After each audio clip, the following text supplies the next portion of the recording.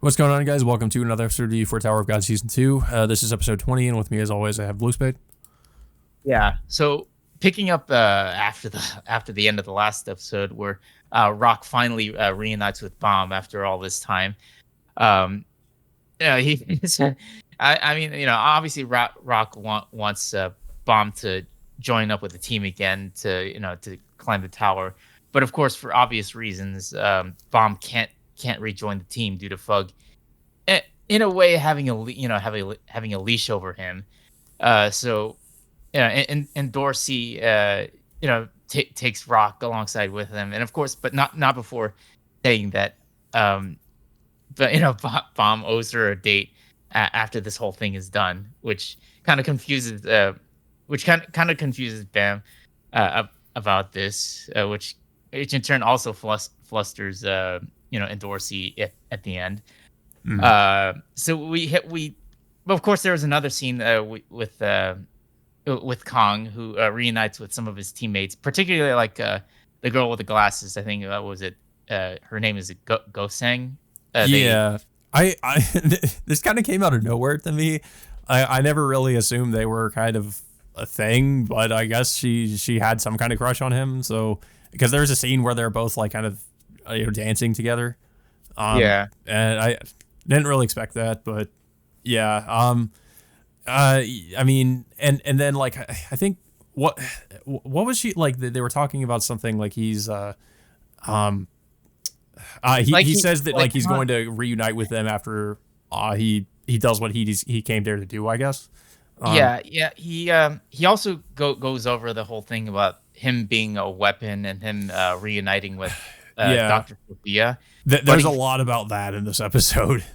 Yeah, because we have some pretty like kind of crazy, I guess, revelations that I guess in regards to Bam and the whole like ignition weapon, living weapon stuff. Yeah. So it takes place in the next tournament battle, in which it's split in like two separate parts, where one team is going up against is fighting another team in one half, and the Fug is going up against Team Mad Dog in the second half. But we also see like what was it, Wang Nan like trying to summon like some of his teammates like in a giant hot spring or pool, whatever it is, and then he comes across like these twin looking, I don't know what they are. It's they like these little midget people that like and apparently according to Kun, their I guess their weakness is that they can't they have like a blind spot on their side, which Wang Nan kind of stumbles into because they can't see him there, and he's able to get the upper hand that way. Yeah, they're forced to remain stationary just to initiate that attack. But when Wang Nan, of course, gets in their blind spot, he just immediately just takes them down. Yeah. And then of course after the fact, the guy that can do all the fire abilities, he summons him, and then the rest of his team. Yeah, well, I mean, it took like 5 minutes, to get him to come in there. But of course, Wang Nan managed to take out the twins immediately before that happens. But yeah, soon after, like Wang Nan assembles the team, we go back to Bomb, who of course like he wants to go after the Mad Dog. I think I forgot what the other guy that he was with, the guy with the tracksuit. Oh yeah, that guy. Yeah. So like he asks him to guard the entrance of where he was, to keep the Fug members from interfering. And then there's another scene in which flashes back, in which Anak is talking to this girl, like this angel girl with the wings, which she relays this information to this guy with the tracksuit. See, this is kind of like another like somewhat of an issue I have with the series. Like, it feels like at times there's like too many characters you've got to keep track of. Like this angel girl, for instance. Like I think she appeared in like a few episodes, but I have no idea who she is. And then of course when it's I guess revealed that she is I think a Fug member. Yeah. It's not. I'm like, okay, who are you again? You know, like that's my whole reaction basically. Yeah, and then of course it's revealed that um this is an this was an elaborate plot that was staged to get Bomb trapped inside of a like some kind of cave Yeah, inside with what was it, this other guy named Beta, who yeah. So Beta explains to him that that Bomb is that I think he was another one of the ignition weapons that were created in a lab, yeah. and that they made him so that he could. So he shows, well, first what he shows Bam this, like, what was it called again? It was like it was this Oh, giant pillar looking thing, like, yeah, it's yeah, and then of course he walks him through, like, that Bomb has, has it like has been, like, a living ignition weapon for some time now, and which is of course one of the big reveals. Well, we kind of sort of knew about this from the last episode, but this episode kind of doubles down on that, and of course Fug wants to use Bomb for their own uses, probably to go up against the royal family later yeah, down the line. they basically want to kill Jihad, or the Jihad Mhm. family. Yeah, and of course, Bomb is of course opposed to that idea, but unfortunately, like, he gets trapped by Beta's one of the Beta's abilities. Like, I guess he traps him, and then he impales him by the end of the episode. So yeah, so that's pretty much it. Oh yeah, and Kong ends up rescuing the guy with in the tracksuit.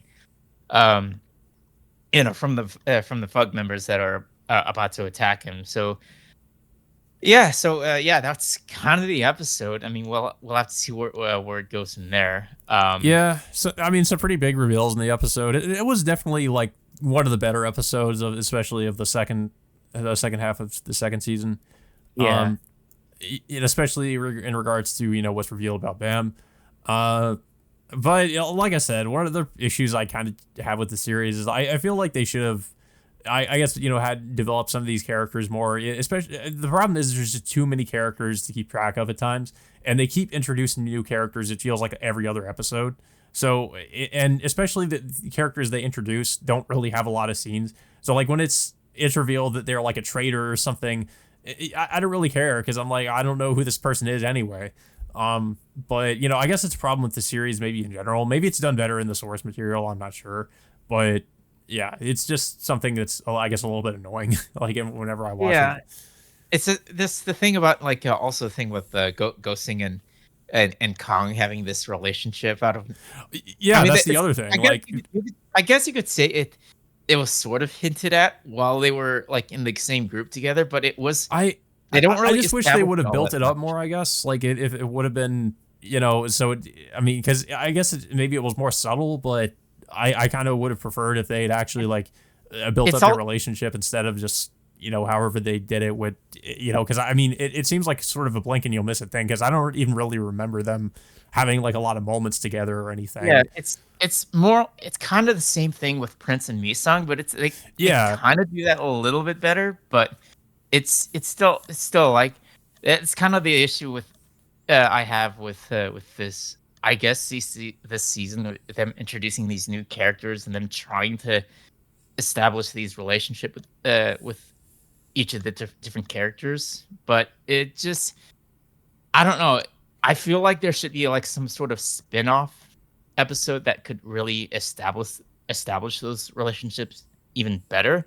Even though technically this is mostly Bomb's story we're talking about. yeah. I just think it's an issue of there being too many characters and, like, not enough time to actually, like, develop each of Mhm. their relationships. So, like, when developments like this happen, it just feels like it just came out of nowhere. Um, Yeah. but yeah, aside from that, though, it was a pretty decent episode for the most part. I'm wondering where they're gonna go from here, especially with that kind of, like, cliffhanger ending with Mom.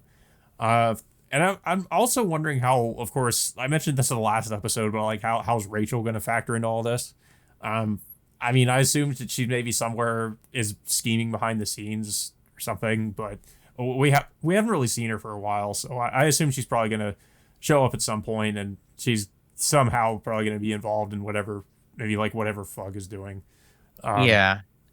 but Yeah, I mean, yeah, we'll have to see. Yeah, we'll have to see where this goes from here. I guess maybe like Horang and the might and the other group. Like I think what was that? Rock is also part of the team too, so they might end up helping Bomb out. I guess maybe in the next episode or maybe later down in this tournament.